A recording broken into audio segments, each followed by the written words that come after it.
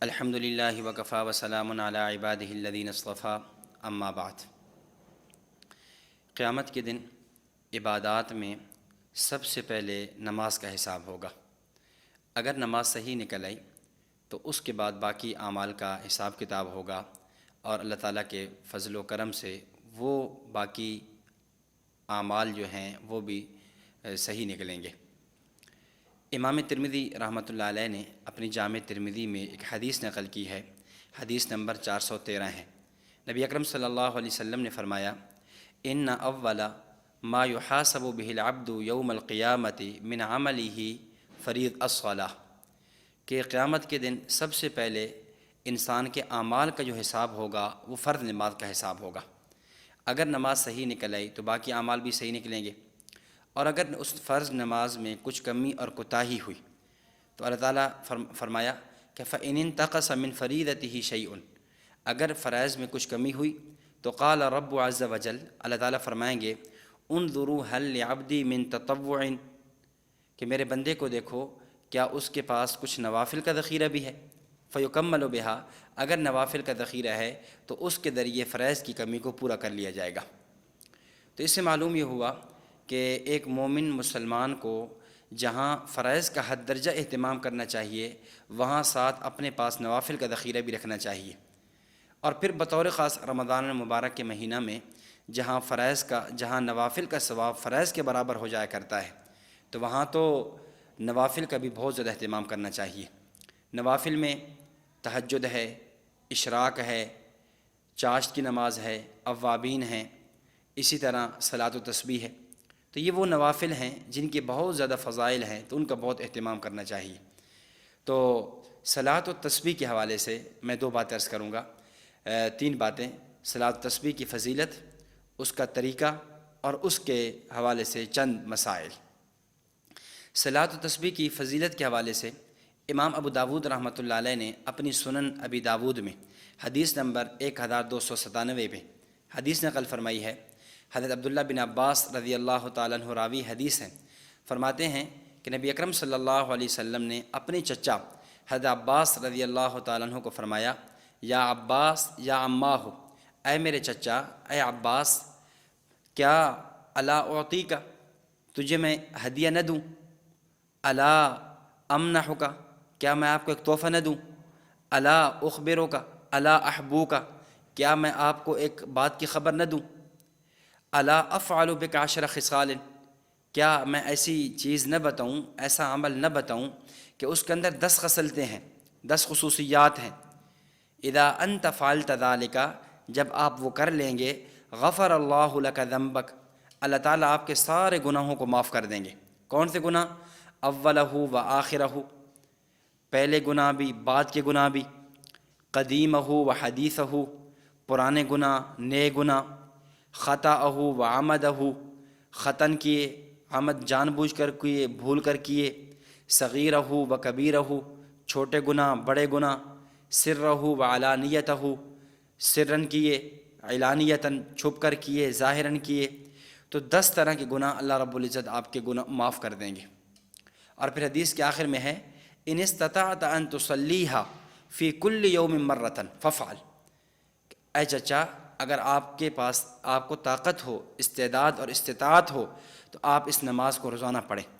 روزانہ پڑھ سکتے ہیں روزانہ پڑھ لیں، اور اگر روزانہ نہیں پڑھ سکتے ففی کل جمعۃ، پھر ہفتے میں 1 دفعہ پڑھ لیں، اور اگر ہفتے میں بھی نہیں پڑھ سکتے ففی کل شہر، پھر مہینے میں 1 دفعہ پڑھ لیں، اور اگر مہینے میں بھی نہیں پڑھ سکتے ففی کل سنۃ، تو پھر سال میں 1 دفعہ پڑھ لیں، اور اگر سال میں بھی نہیں پڑھ سکتے تو عمر میں کم از کم 1 مرتبہ ضرور اس نماز کو پڑھیں، اور وہ نماز صلاۃ و تسبیح ہے۔ تو آپ اندازہ فرمائیں کتنی اہم نماز کہ اللہ تعالیٰ 10 طرح کے گناہ معاف فرما رہے ہیں، پہلے گناہ، بعد کے گناہ، نئے گناہ، پرانے گناہ، سرن کیے ہوئے، علانیتاً کیے ہوئے ہیں، چھوٹے گناہ بڑے گناہ، ہر طرح کے گناہوں کو اللہ رب العزت معاف فرما رہے ہیں۔ تو اس نماز کا طریقہ کیا ہے؟ نماز کا طریقہ یہ ہے کہ 4 رکعت نماز کی نیت کریں، اور اللہ اکبر کہہ کر سبحانک اللہم و بحمدک و تبارک اسمک و تعالی جدک ولا الہ غیرک تک پڑھیں، اور اس کے بعد 15 دفعہ تیسرا کلمہ سبحان اللہ والحمد للہ ولا الہ الا اللہ واللہ اکبر 15 دفعہ پڑھیں، پھر سورت پڑھیں، سورۃ الفاتحہ، پھر ساتھ سورت میں رہیں، اور اس کے بعد 10 مرتبہ پھر یہی کلمات دہرائیں، تو قیام کے اندر 25 مرتبہ یہ کلمات ہو جائیں گے۔ پھر رکوع میں جائیں، 3 تسبیحات 3 دفعہ یا 5 دفعہ 7 دفعہ پڑھنے کے بعد پھر 10 دفعہ یہی کلمات دہرائیں، تو 10 دفعہ رکوع میں ہو جائیں گے، تو 25 اور 10 35 ہو گئے۔ پھر رکوع سے کھڑے ہو جائیں قومہ کے اندر، سمع اللہ لمن حمیدہ ربنا ولک الحمد، یہ پڑھنے کے بعد 10 دفعہ پھر کلمات دہرائیں، تو یہ 45 ہو گئے۔ پھر سجدے میں چلے جائیں، سجدے میں تسبیحات کے بعد 10 دفعہ پھر یہ کلمات پڑھیں، تو یہ 55 ہو گئے۔ پھر سجدے سے اٹھ کر 2 سجدوں کے درمیان جو جلسہ ہوتا ہے اس میں پھر یہ کلمات پڑھیں، تو یہ 65 ہو گئے۔ پھر دوسرے سجدے میں جا کر پھر یہی کلمات پڑھیں 10 مرتبہ، تو یہ 75 دفعہ ہو گئے۔ تو گویا ایک رکعت میں یہ کلمات 75 دفعہ ہو جائیں گے۔ پھر دوسری رکعت کے لیے کھڑے ہو جائیں، کھڑے ہو کر رکعت شروع کرنے سے پہلے 15 دفعہ یہی کلمات پڑھیں، پھر سورت پڑھیں، فاتحہ پڑھیں، سورت ملیں، پھر 10 کلمات، پھر اسی ترتیب سے دوسری رکعت میں پھر 75 دفعہ، تو 150 ہو جائیں گے۔ پھر تیسری رکعت میں 75 مرتبہ، چوتھی رکعت میں 75 مرتبہ، تو کل یہ 300 مجموعہ بن جائے گا، 300 دفعہ یہ کلمات ادا ہو جائیں گے۔ تو یہ صلاۃ و تسبیح کی نماز ہے، اور اس کی احادیث مبارکہ میں بڑی فضیلت وارد ہوئی ہے، اس لیے ہمیں اس کا حد درجہ اہتمام کرنا چاہیے۔ رمضان المبارک میں تو بطور خاص کوشش کریں روزانہ پڑھیں، روزانہ نہیں پڑھ سکتے تو کم از کم ہفتے میں جمعہ کے دن اس کا اہتمام کریں۔ اس طرح جو اخیر اشرہ ہے، اخیر اشرے کے اندر تو ہر رات یا ہر دن کے اندر اس کا اہتمام کرنا چاہیے۔ اس حوالے سے چند مسائل سمجھ لیں۔ ایک تو یہ مسئلہ سمجھیں کہ صلاۃ و تسبیح کی نماز باجماعت نہیں ہے۔ حنفیہ کے ہاں نوافل کی نماز یہ مکروہ ہے، یہ صحیح نہیں ہے، اس لیے صلاۃ و تسبیح کی نماز یہ الگ الگ پڑھیں گے، انفرادی طور پہ پڑھیں گے، باجماعت نہیں پڑھیں گے۔ نمبر 2، اگر یہ جو تسبیحات ہیں، اگر کوئی تسبیح کی تعداد آدمی بھول جاتا ہے ایک رکن کے اندر، مثلا قیام کے اندر وہ تعداد پوری نہ کر سکا، کچھ تعداد بھول چکا ہے، اب اس کو چاہیے کہ دوسرے رکن کے اندر اس کو پورا کر لے۔ ہاں، قومہ اور جلسہ میں نہ پڑھے، سجدے میں کر لے یا اس طرح رکوع میں پورا کر لے، قومہ اور جلسہ کے علاوہ باقی جس رکن میں پورا کرنا چاہے اس کو پورا کر لے۔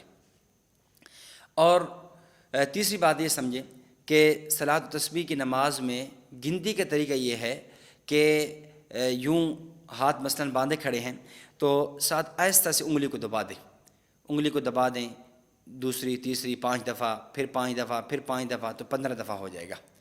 اس طریقے سے جو ہے گنا جا سکتا ہے۔ باقی ہاتھ میں تسبیح لے لینا اور اس سے گنتی کرنا یہ صحیح نہیں ہے۔